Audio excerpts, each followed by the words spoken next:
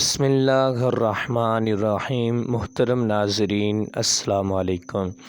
ایک دفعہ ابلیس حضرت موسیٰ علیہ السلام سے ملا اور کہنے لگا، اے موسیٰ علیہ السلام، اللہ تعالیٰ نے تم کو اپنی رسالت کے لیے برگزیدہ فرمایا ہے اور تم سے ہم کلام ہوا ہے۔ میں بھی خدا کی مخلوق میں شامل ہوں اور مجھ سے ایک گناہ سرزد ہو گیا ہے۔ اب میں توبہ کرنا چاہتا ہوں۔ آپ میرے پروردگار عز و جل کے پاس میری سفارش کیجئے کہ میری توبہ قبول کرے۔ حضرت موسیٰ علیہ السلام نے اللہ تعالیٰ سے دعا کی۔ حکم ہوا کہ اے موسیٰ علیہ السلام، ہم تمہاری حاجت بر لائے۔ پھر حضرت موسیٰ علیہ السلام شیطان سے ملے اور کہا کہ مجھے ارشاد ہوا ہے کہ تو حضرت آدم علیہ السلام کی قبر کو سجدہ کرے تو تیری توبہ قبول ہو۔ شیطان نے انکار کیا اور غصے میں آ کر کہنے لگا کہ جب میں نے آدم علیہ السلام کو ان کی زندگی میں سجدہ نہ کیا تو اب مرنے پر کیا سجدہ کروں گا۔ پھر شیطان نے کہا، اے موسیٰ علیہ السلام، تم نے جو اپنے پروردگار کے پاس میری سفارش کی ہے، اس لیے تمہارا مجھ پر ایک حق ہے۔ تم مجھ کو 3 حالتوں میں یاد کیا کرو، ایسا نہ ہو کہ تم کو ان تینوں وقتوں میں ہلاک کر دوں۔ ایک تو غصے کے وقت مجھ کو یاد کیا کرو، کیونکہ میرا وسوسہ تمہارے دل میں ہے اور میری آنکھ تمہاری آنکھ میں ہے اور میں تمہارے رگ رگ میں خون کی طرح دوڑتا پھرتا ہوں۔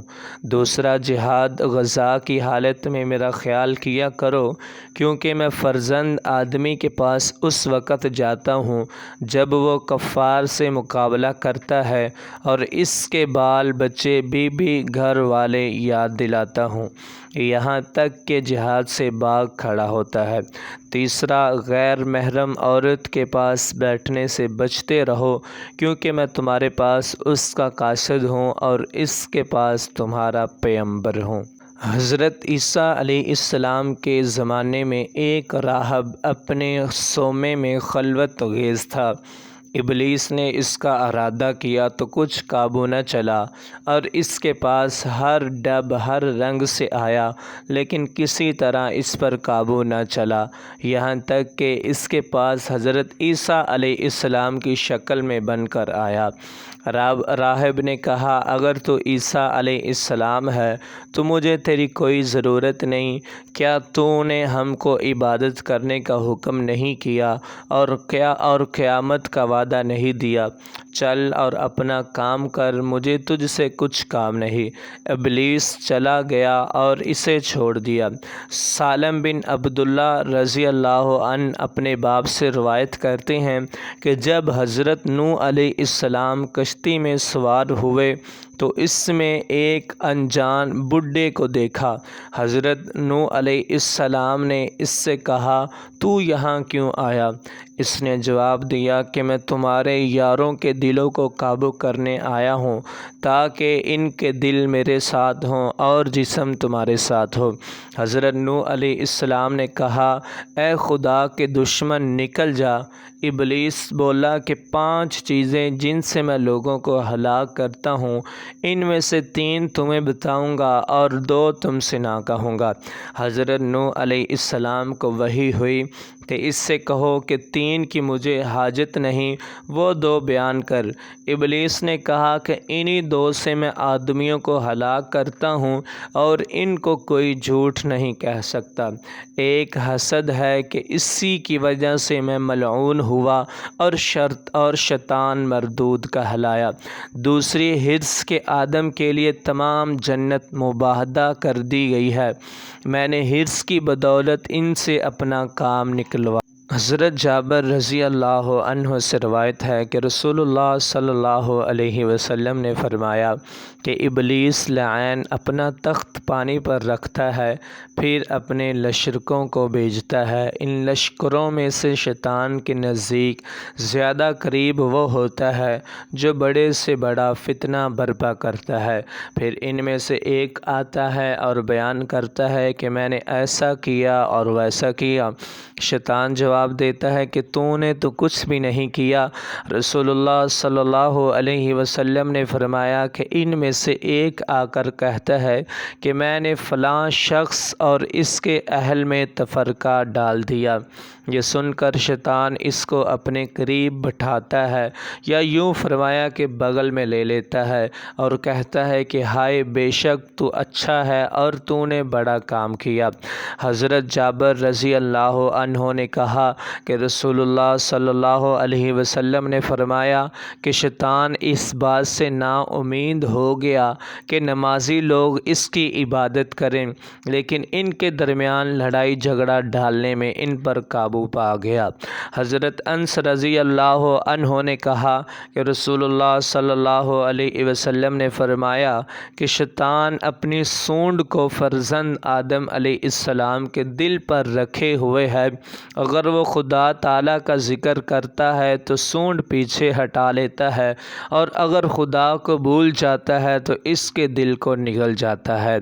حضرت قتادہ رضی اللہ عنہ سے روایت ہے کہ ابلیس کے پاس ایک شیطان ہے جس کو کب کب کہتے ہیں، اس کے منہ پر 40 برس سے لگام چڑھا رکھی ہے، یعنی اس سے کوئی کام نہیں لیا تاکہ وہ تکڑا رہے۔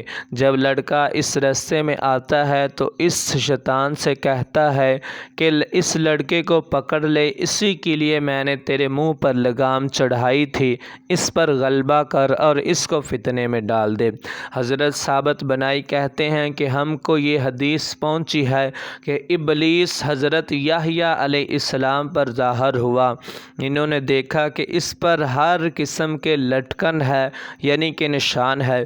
پوچھا کہ اے ابلیس، یہ لٹکن کیسے ہیں جو تجھ پر نظر آتے ہیں؟ اس پر ہر قسم کے لٹکن ہے۔ کہنے لگا یہ دنیا کی شہوتیں ہیں جن میں فرزند آدم کو مبتلا کرتا ہوں۔ حضرت یحییٰ علیہ السلام نے پوچھا کہ کیا ان میں سے میرے واسطے بھی کچھ ہے؟ بولا کہ جب آپ شکم سیر ہوتے ہیں تو نماز کا پڑھنا آپ پر گھیرا کر دیتا ہوں اور ذکر الہی آپ پر بارا ہو جاتا ہے۔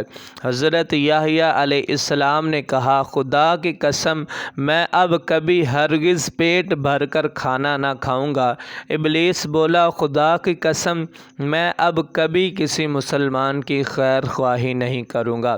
حارث بن قیس رضی اللہ عنہ سے روایت ہے کہ جب نماز پڑھنے کی حالت میں تیرے پاس شیطان آئے اور کہے تو ریا کر رہا ہے تو نماز کو خوب طویل کر دے۔ ابن عامر نے عبیدہ بن رافع سے سنا، وہ رسول اللہ صلی اللہ علیہ وسلم تک سند پہنچا کر روایت کرتے ہیں کہ بنی اسرائیل میں ایک راہب تھا، اس کے زمانے میں شیطان نے آ کر ایک لڑکی کا گلا دبایا اور اس لڑکی کے گھر والوں کے دل میں ڈال دیا کہ اس کی دوا راہب کے پاس ہے۔ وہ لوگ اس لڑکی کو لے کر راہب کے پاس آئے اور کہنے لگے کہ اس کو اپنے پاس رکھ۔ الغرض وہ لڑکی راہب کے پاس رہنے لگی۔ پھر اس کے پاس شیطان آیا اور کہا کہ اب تو رسوا ہو جائے گا، لڑکی کے گھر والے آ کر تجھ کو مار ڈالیں گے، تو اس لڑکی کو مار ڈال۔ جب وہ لڑکی تیرے پاس آئے تو کہہ دینا کہ گھر مر گئی ہے۔ راہب نے اس کو قتل کیا اور دفنا دیا۔ اس کے بعد شیطان لڑکی کے گھر والوں کے پاس آیا اور ان کے دلوں میں وسوسہ ڈالا کہ راہب نے اس کو پیٹ رکھوایا اور فضیحت کے خوف سے اسے قتل کر ڈالا۔ لڑکی کے گھر والے آئے اور پوچھا۔ راہب نے کہا لڑکی مر گئی ہے۔ لوگوں نے راہب کو پکڑا۔ شیطان راہب کے پاس آیا اور کہا کہ دیکھ، میں نے ہی اس لڑکی کا گلا دبایا تھا اور میں نے ہی اس کے گھر والوں کے دلوں میں یہ بات ڈالی تھی اور میں نے ہی تجھ کو اس بلا میں پھنسایا ہے۔ اب میرا کہنا مان تو نجات ہوگی، مجھ کو 2 سجدے کر لے۔ راہب نے شیطان کو دوبارہ سجدہ کیا۔ اسی کا ذکر اللہ تعالیٰ نے فرمایا کمثل الشیطان اذ قال للانسان اکفر، یعنی شیطان کی مثال ہے کہ آدمی سے کہتا ہے کافر ہو جا، پھر جب وہ کافر ہو گیا تو کہتا ہے میں تجھ سے الگ ہوں، میں اللہ رب العالمین سے ڈرتا ہوں۔ تو ناظرین، امید کرتا ہوں آپ کو ہماری آج کی ویڈیو ضرور پسند آئی ہوگی۔ اگر ویڈیو پسند آئی ہے تو جلدی سے ویڈیو کو لائک کر دیں۔ اگر آپ ہمارے چینل پر نئے ہیں تو جلدی سے چینل کو سبسکرائب کر دیں۔ ملتے ہیں اگلی ویڈیو میں، تب تک کے لیے آپ نے اپنا خیال رکھنا ہے۔ اللہ حافظ۔